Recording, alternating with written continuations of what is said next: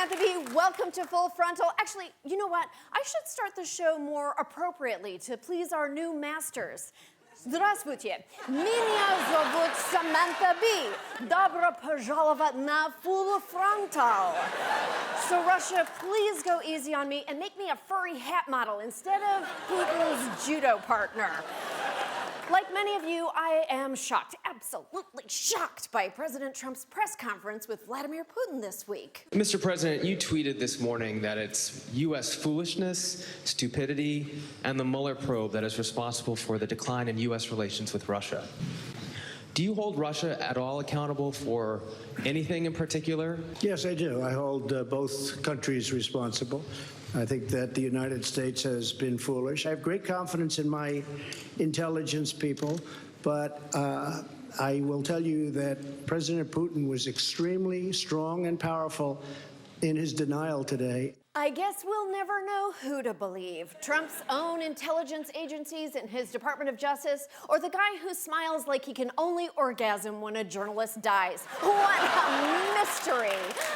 And let me just say, as an American citizen and as a believer in a true and free world, seeing those two next to each other just makes me think, how many phone books is Putin standing on? We do not talk enough about how Putin is tiny. Hashtag Putin is tiny. Not that there's anything wrong with being petite, but if you want the world to think that you're a bear wrestling, wolf wrangling samovar of testosterone, it is our duty to point out that you're so wee that you sailed to Helsinki on a lettuce leaf. But what shocked me wasn't what Trump said to Putin. There was not one part of that groveling display that Trump hasn't said before. I believe that President Putin really feels, and he feels strongly, that he did not meddle in our election. Asked about Russian interference, I don't believe they interfered. Why not get along with Russia? The president told reporters, quote, "Every time Putin sees me, he says, I didn't do that. And I really believe that when he tells me that, he means it." Putin even sent me a present, beautiful present with a beautiful note. Unfortunately, he couldn't read the note, but it was beautiful. Hashtag Trump can't read, hashtag Putin is tiny. No. The most shocking thing on TV this week wasn't Trump and Putin standing on a platform and roasting the United States like a geopolitical Statler and Waldorf. No, what shocked me was the fact that Republicans seemed shocked. The statements from Republicans today coming in one after the other. John McCain starting it, one of the most disgraceful performances by an American president in history. Republican Senator Ben Sasse releasing a statement saying, quote, "This is bizarre and flat out wrong." Newt Gingrich called the president's performance, quote, "the most serious mistake of his presidency." Senate Majority Leader Mitch McConnell today saying in a statement, quote, "Russia is not our friend." Of course, Mitch McConnell's only friend is the insurance lobbyist who lives in his neck waddle. These guys knew all this already. Trump wasn't doing new material. He was just doing his greatest hits. Being surprised to hear them is as crazy as going to a Lou Bega concert and being surprised to hear Mambo No. 5.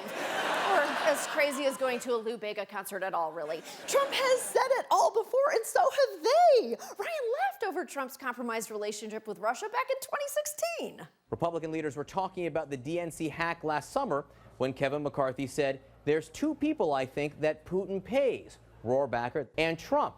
After some laughter in the room, McCarthy added, "Swear to God." Now, House Speaker Paul Ryan responded as the laughter continued, "This is an off the record, no leaks, all right?" And then he added, "This is how we know we're a real family here." Well, to be fair, I think it's less of a family and more of a clan. But let's say for a second that Republicans truly don't want Russia to run U.S. elections, like Mitch McConnell claimed yesterday. I think the Russians need to know that there are a lot of us who fully understand what happened in 2016, and it really better not happen again in 2018. Mitch McConnell telling Russia they better not mess with our elections again is about as effective as telling gravity to stop eating Mitch McConnell's chin. And I know that that's a lot of chin jokes, but the other joke was about his first chin.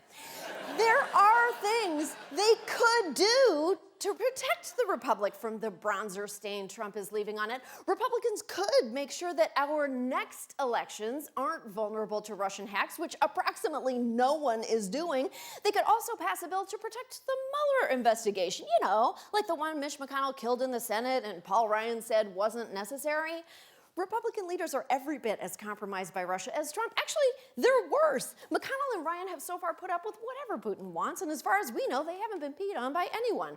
And the really crazy thing is, Russia is beating us this badly. Well, they shouldn't be even in the game. As a country, Russia may look big, but as an actual economic threat, not so much. And not just because their leader isn't tall enough to ride an American roller coaster. They're only our 30th biggest trading partner, below Belgium, Chile, Indonesia, and Westeros. We think of Russia as Ivan Drago and Rocky IV, but they're really more like Danny DeVito in It's Always Sunny in Philadelphia.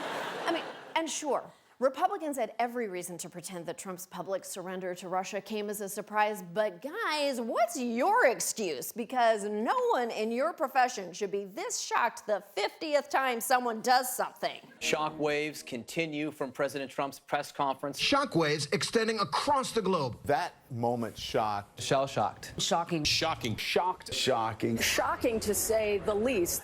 How? No one who works for me was shocked by it, and most of us have spent thousands of dollars on improv classes. We are not bright people.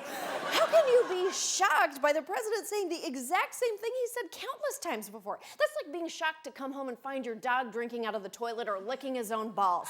Two disgusting things that we also shouldn't be surprised to see the president doing. Hillary literally warned us about every part of this 2 years ago. The only part she didn't warn us about was what it would actually feel like to be outsmarted by a guy who looks like a penis right after the condom comes off. We'll be right back.